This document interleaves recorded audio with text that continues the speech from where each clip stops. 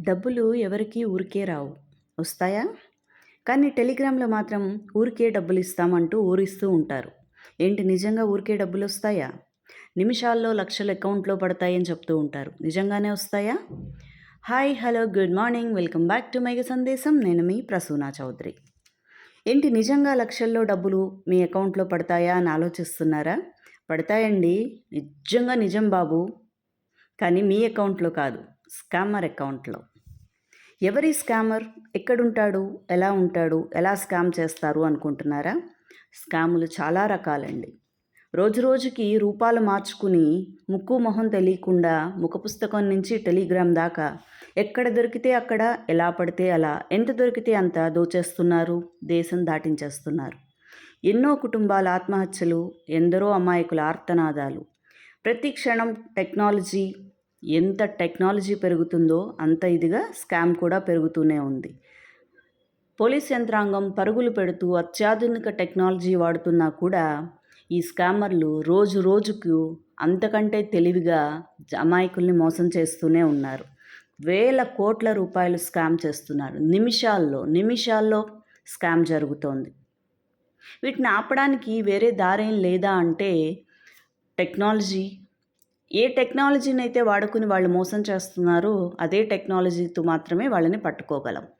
కానీ అంతకంటే ముందు మనం చేయాల్సింది మోసపోకుండా జాగ్రత్త పడడం, అత్యాశకు పోకుండా, ఎవరిని గుడ్డిగా నమ్మకుండా మనల్ని మనము కాపాడుకోవడం. చేతులు కాలాక ఆకులు పట్టుకున్నట్టు మోసపోయాక పోలీసుల చుట్టూ తిరిగితే పెద్దగా ప్రయోజనం ఉండదు. అందుకే మోసపోకముందే జాగ్రత్తగా ఉండండి.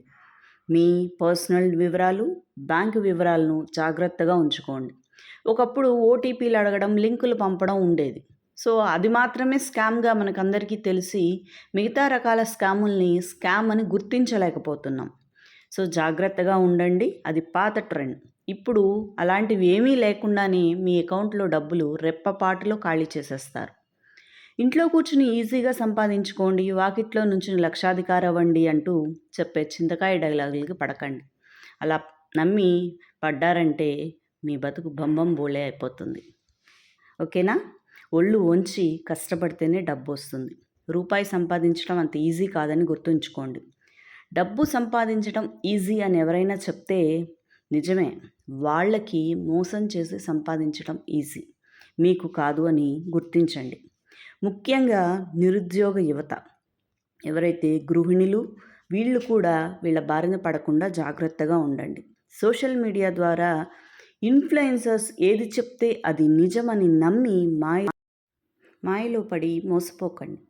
దయచేసి మీ విలువైన సమయాన్ని మంచి విషయాలపై, అంటే ఏదైనా కొత్త టెక్నాలజీ నేర్చుకోవడం లేదా ఏదైనా కొత్త హాబీ నేర్చుకోవడం మీద దృష్టి పెట్టి దాన్ని ఆదాయ వనరులుగా మార్చుకుని డబ్బు సంపాదించుకోండి. అంతే తప్ప పేపర్లు రాస్తే డబ్బులు, గూగుల్ రివ్యూ ఇస్తే డబ్బులు, ఇన్స్టా రీల్స్ చూస్తే డబ్బులు, నించుంటే డబ్బులు, కూర్చుంటే డబ్బులు అని నమ్మారనుకోండి, చివరికి పోలీసుల చేతుల్లో, ఇంట్లో వాళ్ళ చేతుల్లో దెబ్బలు తినాల్సి వస్తుంది. జాగ్రత్త ఫ్రెండ్స్. మనల్ని మనమే ఈ మోసగాళ్ళ నుంచి కాపాడుకోవాలి. That's all for now. మరిన్ని విశేషాలతో మళ్ళీ కలుద్దాం. Until then take care, be happy, smile please. అదే చేత్తో మీకు వీడియో నచ్చితే, నలుగురికి ఉపయోగపడుతుంది అనిపిస్తే షేర్ చేసి మోసపోకుండా కాపాడదాం. Thank you all. బాయ్.